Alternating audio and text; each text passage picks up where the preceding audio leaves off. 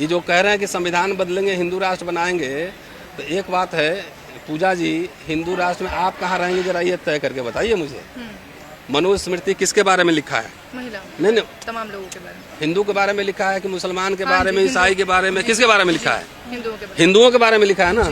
तो उसमें अपना स्थिति देख लेना, कहाँ रहोगे भाई। भारत के इतिहास से सम्राट अशोक को निकाल दो और अकबर को निकाल दो तो बचता क्या है? अगर राजा को इतिहास देखें, राजाओं का, लेकिन इतिहास तो हम लोग जनता का भी पढ़ाते हैं ना, तो राजाओं का इतिहास तो अगर लिखोगे तो दो निकाल दोगे तो कौन है जो भारत पे इतना भूखंड पे शासन किया है? एक नाम बताओ मुझे, एक नाम बताओ। अशोक से आखिर चिढ़ किस बात की है? सवाल यही है ना। आप तो चूंकि यहाँ पे मैं कॉन्स्टिट्यूशन क्लब में हूँ इसलिए मेरे पास कागज नहीं है, नहीं तो बिना कागज के हम बात नहीं करते हैं। कि जो संसद में जितने, चाहे 3 चेयर हो, चाहे बुद्धिस्ट सिंबल हो जितने, तो संविधान सभा में बाबा साहब लेकर आए थे और संविधान सभा में बगैर विरोध के सब हुआ था। तो इस सिंबल लाने की क्या जरूरत है? सिंबल लाने का मतलब था ना कि प्रतीकों का बदलाव हो रहा है। अशोक से किस बात की दिक्कत है? दिक्कत इस बात की है कि अशोक ने ब्राह्मणवाद का विरोध किया था, पशु बलि बंद कर दिया था, यज्ञ बंद कर दिया था, तो जो इनका दाना पानी चलता था वो सब खत्म हो गया था। और उसके बाद देखिए बृहद्रथ की हत्या किसने की? पुष्यमित्र शुंग तो सेना में ही था ना, वही कमांडर था ना, ब्राह्मण था ना, लेकिन तब भी उस सेना में तो था। उसने हत्या कर दी पुष्यमित्र शुंग की।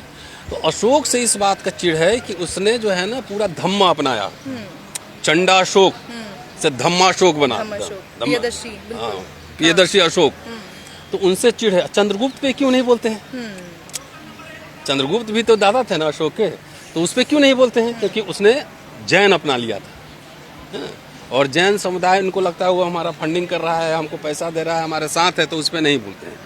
तो आज से नहीं, मैं तो राष्ट्रवादी इतिहासकार काशी प्रसाद जायसवाल पे मेरी PhD है, 6 किताबें प्रकाशित हैं। ये राष्ट्रवाद की बात करते हैं ना, जाके पढ़ लें 1910 में काशी प्रसाद जायसवाल ने क्या लिखा था रामेश्वरम धाम के बारे में, कि वहाँ पे जिसको चपत लगवाते हैं ना ये शैतान कह के, वो शैतान नहीं, वो बुद्धा की मूर्ति है। तो जहाँ आप चले जाओ, चाहे छत्तीसगढ़ चले जाओ, मध्य प्रदेश चले जाओ, बिहार चले जाओ, चाहे यहाँ उत्तर प्रदेश, कहीं चले, जहाँ खुदाई हो रही है वहीं बुद्ध निकल रहे हैं, वहीं बुद्ध निकल रहे हैं। तो इनको बुद्धा से प्रॉब्लम है बेसिकली ना। क्यों? मेरी किताब आई ना अभी धर्मांतरण वाली, पढ़िए ना, उसमें सारा मैंने इतिहास ही निकाल दिया। बाबा साहब ने 20 से लेके 56 तक क्या क्या कहा है ना, बुद्धिज्म के बारे में, हिंदुइज्म के बारे में, ब्राह्मणिज्म के बारे में, क्या सब एक जगह इकट्ठा कर दिया है। तो इनको बुद्धिज्म से क्या प्रॉब्लम है? बाबा साहब लगातार रिपीटेडली बात कर रहे हैं कि मैंने दुनिया के तमाम धर्मों का अध्ययन किया है। 35 में उन्होंने घोषणा की थी ना कि मैं हिंदू पैदा हुआ हूँ जरूर, लेकिन हिंदू मरूंगा नहीं, और अपने वचन पे कायम रहे। 35 में बोले, 56 में, मतलब 21 साल उन्होंने तैयारी की। 21 साल में उन्होंने इस्लाम पढ़ा, क्रिश्चियनिटी पढ़ा, सिखिज्म पढ़ा, बुद्धिज्म पढ़ा, सब पढ़ाई पढ़ा। और वो आए किधर? बुद्धा की ओर आए। क्यों? कि बुद्धा ने कभी अननेसेसरी ये दावा नहीं किया कि मैं ईश्वर हूँ, मैं ईश्वर का दूत हूँ, मैं इंसान हूँ। उन्होंने क्या कॉन्सेप्ट दिया? अप दीपो भव, अपना दीपक खुद बनो। मैं जो कह रहा हूँ वो भी ना मानो। जब तक अपने से, आनंद से संवाद हो रहा है ना, उनके शिष्य आनंद से, तो कह रहे हैं जब तक अपने देखो नहीं, समझो नहीं, उसको मापो नहीं, एनालिसिस नहीं करो, तब भी मत मानो। बाबा साहब वही तो आइडिया वहाँ से लिए कि बुद्धिज्म क्यों अपनाया। यही तो कह रहे हैं कि उसमें समानता है, हिंदू धर्म में कभी समानता हो ही नहीं सकता, उसमें बंधुत्व है, इसमें बंधुत्व हो ही नहीं सकता। यही है ना बेसिकली, कि इसमें स्वतंत्रता है, वहाँ हो नहीं सकता। तो वो सोचो कि पुष्यमित्र शुंग के बाद 2000 साल बाद इनका शासन आया है। भाई तो RSS और सीधा कह दे जितना जनसंघ और तो संविधान के विरोधी थे। अंबेडकर नेहरू के पुतले फूके थे कि ये संविधान हमारे मिजाज के हिसाब से नहीं है, मनुस्मृति इनका संविधान है। तो जब ये शासन में आ ही गए हैं, संविधान की शपथ ले रहे हैं, लेकिन धीरे धीरे संविधान के अंदर के पन्ने फाड़ रहे हैं और लागू क्या कर रहे हैं? क्या कर रहे हैं? मनुस्मृति लागू हो रहा है ना। तो इसीलिए मैंने कहा कि तो वो शासन में है, जो मर्जी है कर लो। लेकिन सर अशोक को विदेशी आक्रांता बताने की बेवकूफी कोई कैसे कर सकता है? पढ़ता उड़ता थोड़ी है सब, पढ़ता है कोई? अरे हम लोग जो कहते हैं कि देखिए इस वॉल्यूम में पेज नंबर इतना पे ये रेफरेंस है, ये जो बताया, तो सब पूछो कि ये कहाँ रेफरेंस है, कहाँ से आया था अशोक। जो लोग खुद आक्रांता है, जो इस देश पे जिन्होंने अटैक किया है, जिस देश पे कब्जा किया है, वही यहाँ के लोगों कह रहे हैं आक्रांता है। एक बार बताओ, अकबर के खानदान यहाँ से धन लूट के ले गए कि यहीं पे रहे यहीं पे रहे हैं? यहाँ से मालिया लेके भाग गया सो, नीरव मोदी लेके भाग गया सो, मेहुल चुस्की लेके भाग गया सो। भाई अकबर के लाल किला पे कभी वहाँ का शहंशाह हुकूमत करता होगा, आज लाल किला क्या है? उनको मैंने तो सुना है कि उनके खानदान के लोग कलकत्ता में झुग्गी में रह रहे हैं जी, उनका वीडियो और जो लोग दरबार में थे उस समय उनके जाके देखिए महल बने हुए हैं, अभी भी 5 स्टार होटल्स चल रहे हैं। आखिर एक बात बताओ, अकबर से इतनी नफरत है तो पूछो रामचरितमानस कब लिखा गया? सवाल पूछेंगे, हम तो सवाल पूछना सिखाते हैं कि रामचरितमानस कौन काल में लिखा गया? तुलसीदास कौन काल में हुए? वो मस्जिद के चौखट पे सोते थे कि नहीं? है? तो ये रामचरितमानस लिखा गया। और नवरत्न कौन थे? अकबर के दरबार में कौन थे? बीरबल कौन था? इसका जवाब कौन देगा? इनका तो काम है मजा मारना। अंग्रेज के समय भी जितने राजे महाराजे ये सब थे, राय बहादुर, राजे महाराजे, सर, जितने टाइटल मिले थे यही लोग थे, यही लोग थे ना। भाई अगर इतना कहते हैं कि औरंगजेब ने जो है जब तक एक मन जनेऊ नहीं देखता तब तक खाना नहीं खाता है, कहता है नहीं सब व्हाट्सएप यूनिवर्सिटी वाला। तो अच्छा, एक कितना पॉपुलेशन था उस समय जनेऊ वाले का? लेकिन सर ये व्हाट्सएप यूनिवर्सिटी वाले नहीं, कितना पॉपुलेशन था? अगर एक मन जनेऊ तो यहाँ पे हिंदू पॉपुलेशन ही नहीं रहना चाहिए था। उनके दरबार में कौन थे? उनका फाइनेंस मिनिस्टर कौन था? ये सवाल नहीं पूछेंगे। तो वहां भी मजा मारा, वहां भी अनुदान लिया, वहां भी दरबार में मलाई चाटा। और मुझे तो शिकायत इन मुगलों से तो ये है ना कि इनके साथ समझौता करके शासन चलाया, कोई सोशल रिफॉर्म नहीं किया, न अपने समाज में न इधर। एक विश्वविद्यालय नहीं खोला उस समय, विदेश इंग्लैंड में ऑक्सफोर्ड यूनिवर्सिटी खुल रहा था, यहाँ नहीं खोला। ये शिकायत हमारी है कि आप ही उनके साथ मिलके जो है ना आपने शासन चलाई, कोई रिफॉर्म नहीं किया। लेकिन सर यही तो फर्क है अशोक के साम्राज्य में। अशोक ने तो सारे रिफॉर्म्स किए, अशोक ने तो वो किया। आरएसएस वाला गीत गाते हैं ना कि वहाँ कहाँ जम्बू द्वीप, वहाँ आर्यावर्त जो है अफगानिस्तान से लेके कहाँ गाते हैं। वो सब तो एक काम करो ना, जाके अफगानिस्तान कब्जा करके दिखाओ ना। सम्राट अशोक तो वहाँ तक फैला हुआ था, सीरिया तक उसके दूध पहुंचे हुए थे, लंका सब जगह। तो चिड़ इसी बात का ना कि गाल बजाते हैं सम्राट अशोक आज से समझो 2500 साल पहले करके दिखाया, 2200 साल पहले। उनसे चिड़ इसलिए है कि सम्राट अशोक बुद्धा के मार्ग पर चले कि जो स्वतंत्रता समता की बात करता था। अंबेडकर उस मार्ग पे चले, इसलिए अंबेडकर से इनको सबसे ज्यादा चिड़ है, क्योंकि अंबेडकर अंग्रेजी पढ़े हुए थे ना। वो democratic values, liberalism, Europe, America का आइडिया था, वो समझते थे, तो वो पढ़ के आए थे ना, इसलिए संविधान इतना बढ़िया क्राफ्ट किया। तो आपका कहने का तात्पर्य ये है कि अशोक से परेशानी नहीं है, परेशानी उनकी जो विचारधारा थी बुद्धिज्म की, उससे। बाबा साहब कह रहे हैं ना कि भारत का इतिहास और कुछ नहीं है, ब्राह्मणिज्म बुद्धिज्म की लड़ाई है, यही है भारत का इतिहास। तो क्या चल रहा है अभी? क्या चल रहा है? पूरा जगन्नाथ टेम्पल क्या है, जाके देखो, क्यों छुपा के रखते हैं? बोध गया में क्या है? जहाँ जहाँ खुदाई करो वहाँ बुद्धा मिल रहे हैं, जहाँ राम मंदिर बना है वहाँ भी बुद्धा, वहाँ भी छुपा के रखे हुए अभी वहाँ की मूर्तियाँ। दिखाओ ना, पब्लिक करो। तो ये है सैया भय कोतवाल, डर का है। इनका राज है, हुकूमत है, तो जो मर्जी है कर रहे हैं, है ना। ये तो अपोजिशन को इस मैटर को उठाना चाहिए था। धीरे धीरे आप पार्लियामेंट बदल दिए, नोट बदल दिए, सिंगल ले आए, तो ये राजतंत्र की ओर जा रहा है। अब तो आप वोटबंदी कर रहे हैं, नोटबंदी के बाद वोटबंदी हो रहा है। जब ईवीएम का हम लोग पर्दाफाश कर दिए पूरा, तो अब क्या लाए हैं? Special intensive revision. तो वो वोटबंदी है, वोट कटवा पार्टी है। तो इनको जो मर्जी है करे, लेकिन ये याद रखा जाएगा डिजिटल दुनिया में। एक बार बताओ, अकबर यहाँ नहीं पढ़ाओगे, मुगल नहीं पढ़ाओगे, और जो लोग इनको शासन में ला रहे हैं, मैं तो बड़ा देश के बड़े नामी गिरामी कॉलेज में पढ़ाता हूँ ना, वो ऑक्सफोर्ड में बच्चा पढ़ने जाएगा तो इसको तो बोले अनपढ़ है, कुछ पढ़ के नहीं आया, तो कुछ नहीं पता।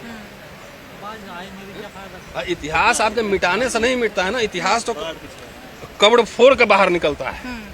इतिहास मिटाने से मिटेगा कब्र? अब तो डिजिटल दुनिया में और नहीं मिटेगा। जब मैं जो बोल रहा हूँ, ये तो अगर जब तक यूट्यूब रहेगा, डिजिटल वर्ल्ड रहेगा, तब तक अजर अमर रहेगा, हम रहे चाहे नहीं रहे। भाई अब इतिहास को भी हम और वो में बांटने की कोशिश हो रही है। इतिहास तो एब्सोल्यूट इतिहास नहीं होता है, लेकिन इतिहास तथ्यों पे आधारित होता है।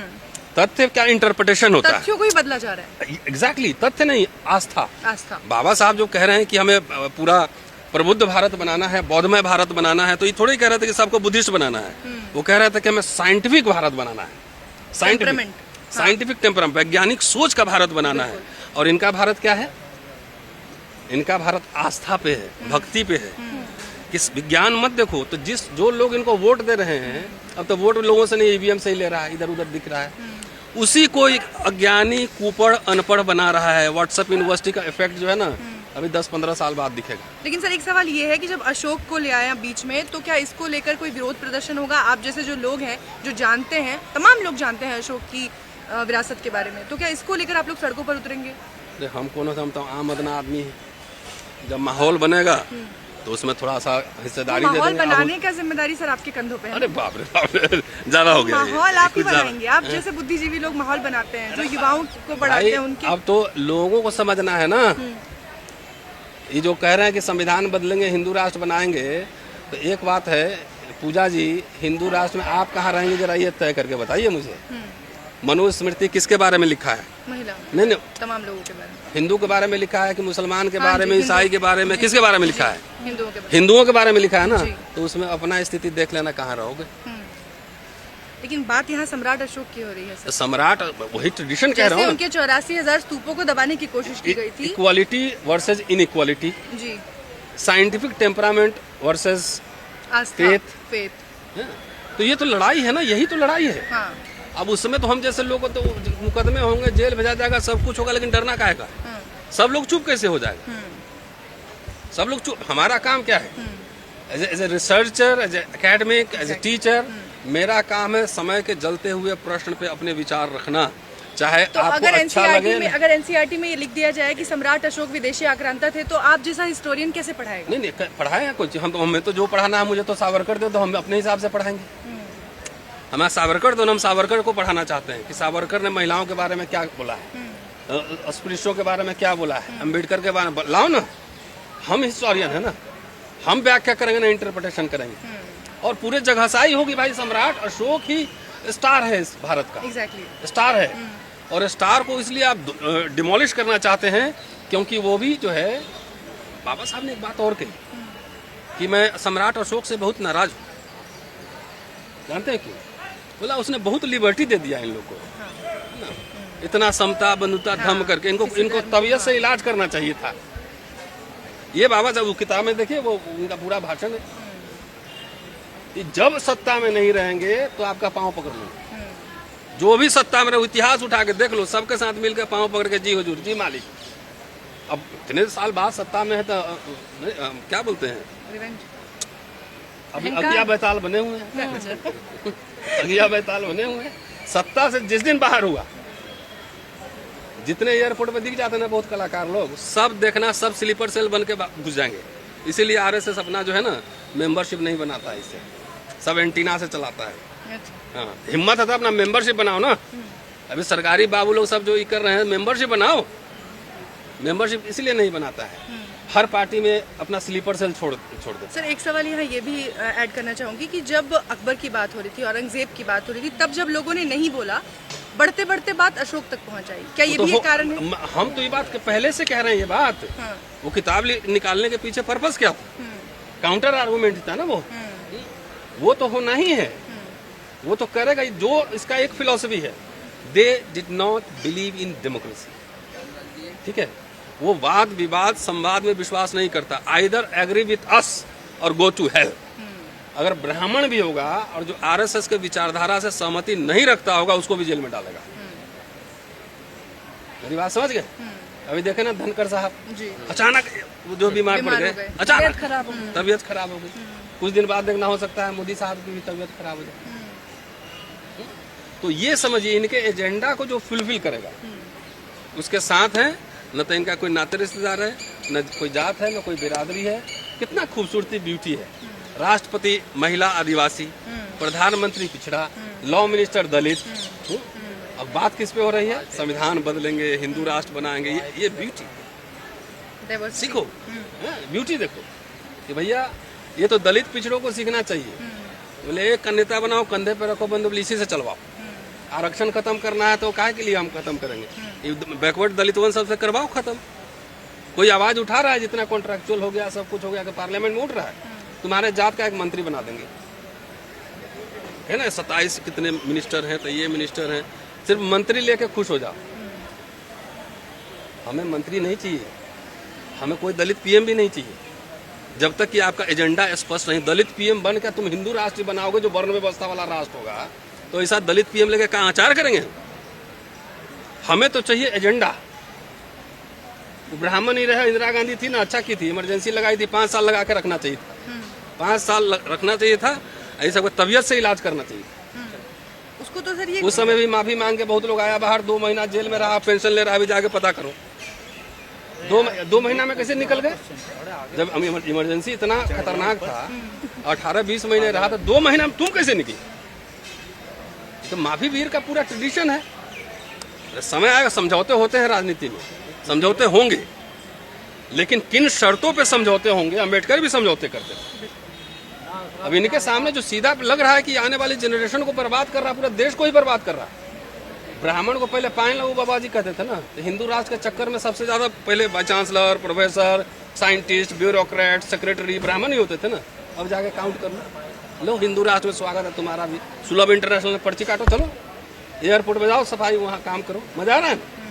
सारे रास्ते जाएंगे कहाँ पे, नागपुर और मुंबई कॉर्पोरेट अडानी के घर पे।